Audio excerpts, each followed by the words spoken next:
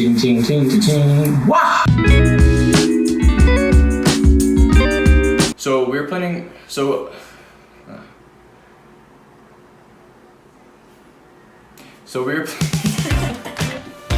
Hey guys! So today we're going to be talking about how we made this wall planner. So we were originally going to buy this wall planner from Let Go for $48, but we spontaneously decided to just make our own.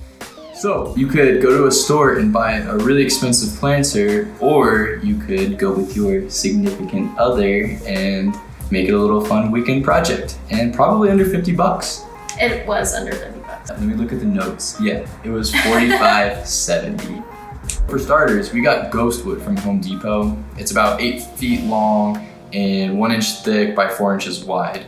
And one of the main reasons why we went with this ghost wood is because it had like a really cool textured look to it, and it looked like a really unrefined, maybe some people would say barn wood. So we bought that knowing we wouldn't have to refinish it or sand it with tons of sandpaper up to 2000 grit to make it smooth. We liked it just how it was. Anyway, these are our materials. And feel free to buy some pots from Goodwill or a thrift store so you can pick out the ones that you want and mix and match. I think that'd be really cute. We didn't do that, but yeah, it would be cute. So we used a saw to cut it about 3.5 feet in total length. And we cut that, measured up another 3.5 feet and cut that. And then we used a bunch of sanding to get it up. So we used sandpaper to buff all the edges. After we got done cutting them and put the boards side by side, we got these 6-inch long zinc mending plates. So we were planning on hanging up 5 pots. So we wanted to make sure that when they're actually up, that it was centered on the board. So since these buckets were about 5.5 inches in height, we had to think about, how much cushion room do we want in between each one of these pots. You need to give 1.5 inches room from the top and then 7 inches from the bottom. And as you begin to pre-drill and fasten these mending plates, begin with the top bracket and the bottom bracket, because that is going to provide the structure you need. Make sure to space your mending plates 8 inches apart from each other, because those buckets are 5.5 inches in height. So we don't want that to overcrowd the plants. And bada bing, bada bang, we are ready to flip that board over and drill some holes in the back so that we can mount this bad boy on the wall. So just a couple tips when you're actually putting up to the wall. We tape the bottom sides of the wood so that we know how high we wanted it. So Megan Batoon actually showed this tip in one of her DIY videos, where you basically tape over the screws that you want to drill the holes in the wall. I just poked the holes with my fingers because it was big enough. But basically, all I did was lift the sides and kind of fold it in, so then when you put the plank on the wall, then the tape will stick. Yes. So as you guys are picking out your screws, make sure to get like 1/4 inch to 1/2 inch, because the overall thickness of our wood was 1 inch, and if we got screws any longer than that, then it would obviously screw right through it to the wall, so you want to avoid that.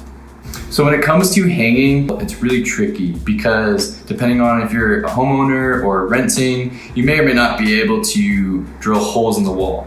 In our case, we did it anyway. So we got these triple grip screws. They're about 2.5 inches overall in length, and they come with a plastic housing that you can insert into the wall after you've pre-drilled it.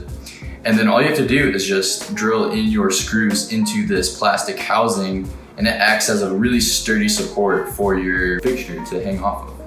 So we decided to go with plastic pots because 1, you can poke holes through it, and 2, it cuts down the overall weight of the planner. Instead of drilling a hole in the rim of the planner, we decided to drill it 1 inch from the top, so that when it's hanging, it's at an angle and your plants will grow outward instead of up and under each other.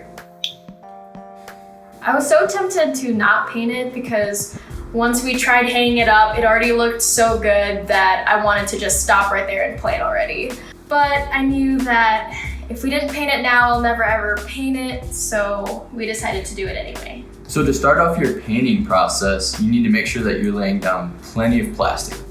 And then throw some cardboard pieces down on there or some old pieces of scrap wood, something that you can lay those pots on top of so when you spray it, it evenly coats. The spray paint that we got was a black textured paint that has a matte finish to it. You guys can paint yours whatever color you want, but that's what we kind of liked, and it has like a really grippy sandpaper feel to it. And we did 2 coats of paint because we found the first time around that we missed a few areas, so. Another note about the planters that we bought, they have a removable bottom. We just took all those bottoms out, so when you water the top, all the excess water percolates down to the next one, to the next one, to the next one, etc. And then the bottom one obviously has a catch can. And there you have it, guys. That is our wall planter. We had so much fun doing it, and I'm obsessed with the plants.